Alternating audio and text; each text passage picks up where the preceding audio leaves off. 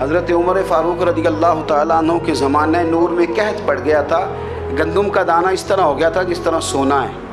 سیدنا عثمان غنی رضی اللہ تعالیٰ عنہ کے نا بہت سارے اونٹ غلے کے بھرے ہوئے مصر سے آئے، اور لگتا یوں ہے کہ وہ شخص آپ ہی کو غلہ دیتا تھا، کسی اور کو دیتا بھی نہیں تھا، جو اونٹ بھر کے اس نے لیے۔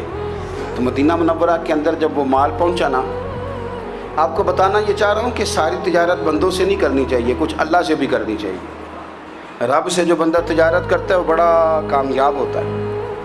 وہ غلے سے بھرے ہوئے اونٹ آپ کے پہنچ گئے تو تاجر آئے، انہوں نے آگے کہا عثمان ہم کھول کے نہیں دیکھتے کہ اندر مٹی ہے کہ سونا ہے، اور یہ بھی نہیں پوچھتے آپ نے کتنے کا خریدا ہے، آپ کی زبان پر اعتبار ہے، آپ نے جتنے کا مال لیا ہے نا ہم ڈبل دیتے ہیں، آپ ہمیں دے دیں۔ آپ فرمانے لگے نہیں مجھے زیادہ نفع ملتا ہے۔ انہوں نے کہا 2 گنا، فرمایا نہیں زیادہ ملتا ہے، کہا 3 گنا، فرمایا زیادہ ملتا ہے۔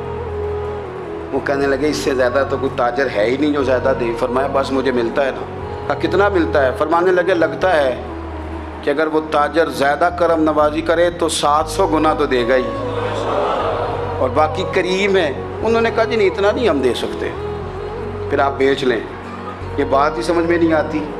لوگ چلے گئے تو حضرت عثمان غنی مال اٹھا کے مسجد کے دروازے پہ لے گئے، جا کے کہنے لگے اے عمر اعلان کر دیں جس غریب کو گندم کی ضرورت ہے، آسانی کے دور میں نہیں دقت کے دور میں، جب لوگوں کو مل نہیں رہی چیز، جس کو ضرورت ہے وہ آئے اور آ کے لے جائے۔